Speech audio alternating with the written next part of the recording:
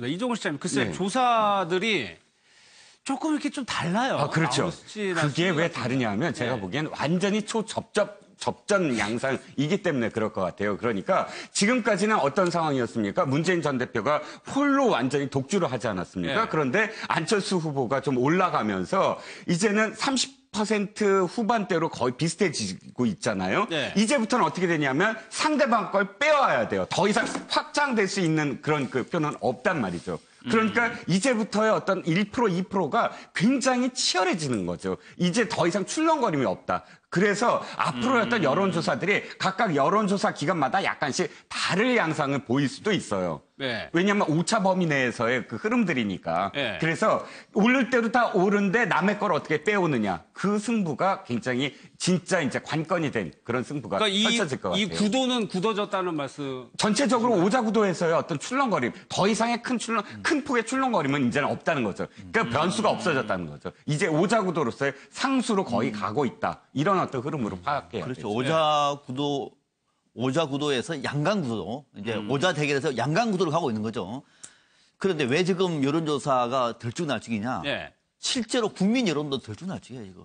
마음을 못 잡고 있다는 건가요? 저도 그럴 것 같아요. 예. 왜냐하면 이분 같은 경우는요, 우리 헌정사상 이런 대통령 선거는 처음이에요. 어떤 선거냐?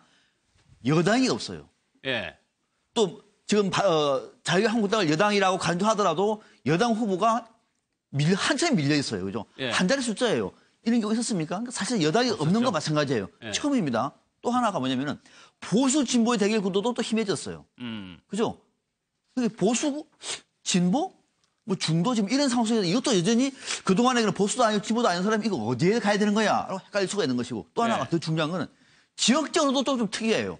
호남은 야당이었는데 양쪽이 야당이에요.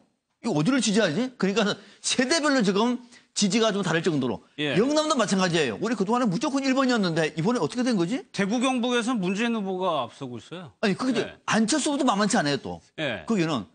그러니까 이런 식이란 말이죠. 그러다 보니까는 전국적 아니 영남과 호남이 그런데 수도권은 오죽하겠습니까? 그러니까 이런 상황이다 보니까는 우리가 이 여론조사의 문제뿐만 아니라 실질적으로 아직까지도 여론은 양강구도는 확실하나 이 양강구도 속에서 어디에 표를 줄지는 그때의 어떤 여론에 따라서 흔들리기 때문에 예. 여론조사 결과도 약간 좀 높낮이가 다른 결과가 나오고 있는 것이다. 이렇게 보는 거죠. 알겠습니다. 그 여론조사가 왜 조사하는 기간마다 이렇게 차이가 많이 나느냐. 가장 큰 이유는 제가 보기에는 응답률 때문에 그렇습니다. 보통 여론조사가 이제 녹음된 음성으로 묻는 경우가 경우도 있고 있죠. 또 예. 직접 사람이 전화를 걸어서 이제 전화 면접원 조사가 있는데 그래도 응답률이 높은 것은 전화 면접원 조사의 경우에 응답률이 좀 높게 나옵니다만 그래봤자 10% 내외예요. 그러니까 나머지 전화를 받는 사람의 열의 아홉은 끝까지 대답을 안 하고 그냥 끊어버리거든요. 그러니까 응답률 10%의 여론조사를 갖고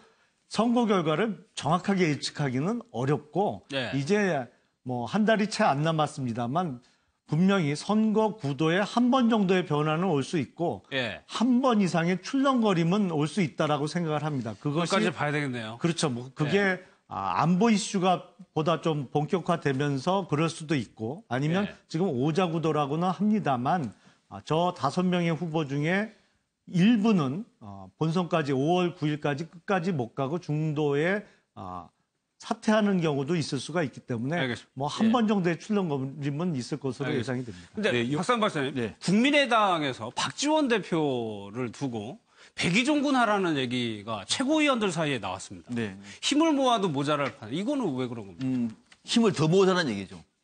백의종군하는 게 힘을 모으는 그러니까 거다. 당 대표로서로서 예. 선대위의 상임 공동위원장이잖아요. 네. 거기는 빠지시고 당 대표로서는 그럼 해달라라고 하는 얘기고 왜 그러냐면 지금 박지원 대표 같은 경우에는 유능하고 지금까지 사실 다 무너져가는 국민의당을 지켜오지 않았습니까? 네. 근데 이제는 좀 더 전략적으로 젊은 층과 영남권으로 진출을 해야 될 상황이에요.